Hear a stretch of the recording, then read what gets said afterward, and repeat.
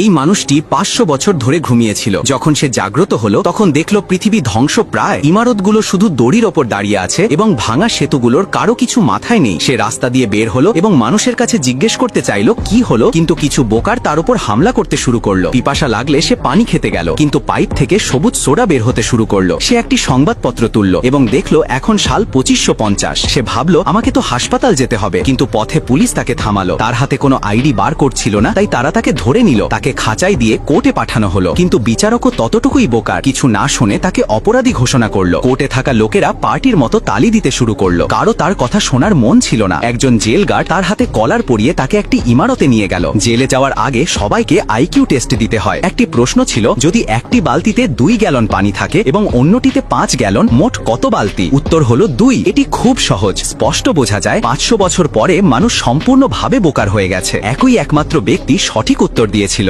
জেলের প্রথম দিনেই সে একটি শক্তিশালী পালানোর পরিকল্পনা করলো। সে একজন গার্ডকে কেঁদে বলল, আজ আমার রিলিজ ডে। গার্ড সত্যিই বিশ্বাস করলো, কিন্তু যখন সে বাইরে পা রাখলো আবারও ধরে নেওয়া হলো। এইবার তাকে রাষ্ট্রপতির কাছে নেওয়া হলো। রাষ্ট্রপতি তার টেস্টের বুদ্ধি দেখে অবাক হয়ে গেল এবং তাকে ইন্টেরিয়র সেক্রেটারি করে দিল। তার কাজ হলো খেতে কেন ফসল হচ্ছে না তা খুঁজে বের করা। সে প্রস্তুত হলো। খেতে পৌঁছলে স্প্রিংকলার চালু হলো, কিন্তু পানির পরিবর্তে সোডা বের হলো। পাওয়া গেল মানুষ ভেবে নিয়েছে সোডা পরিষ্কার এবং পানি শুধুমাত্র টয়লেট ফ্লাশের জন্য। এই কারণে ফসল জন্মাচ্ছে না। সে একটি হাতে সোডা আর অন্য হাতে পানি নিয়ে মিথ্যা বলল যে সে উদ্ভিদের সঙ্গে কথা বলতে পারে। সে সবাইকে জানালো উদ্ভিদ বলছে তাদের পানি চাই। এই কৌশল কাজ করলো। রাষ্ট্রপতি তার কথা শুনে পুরো সিস্টেম পানিতে স্থানান্তর করার নির্দেশ দিল, কিন্তু 1 মাস পরে ও জমি উর্বর রইল না। এক সকালে তার ঘরের বাইরে হাজার হাজার মানুষ জড়ো হলো, কারণ সে খেতে পানি দেওয়ার পরামর্শ দিয়েছিল। সোডার বিক্রি কমলো এবং লক্ষ লক্ষ মানুষের চাকরি চলে গেল। সকলেই তাকে দোষ দিল। শাস্তি হিসাবে রাষ্ট্রপতি তাকে একটি অ্যারিনায় পাঠালো, যেখানে তাকে অস্ত্র নিয়ে 2 জয়েন্ট কারের সাথে লড়তে হলো। কিন্তু তখন স্ক্রিনে ফসল জন্মানোর ফুটেজ দেখানো হলো। পুরো স্টেডিয়াম হতবাক হলো। রাষ্ট্রপতি তাকে মাফ করলো এবং তাকে নতুন রাষ্ট্রপতি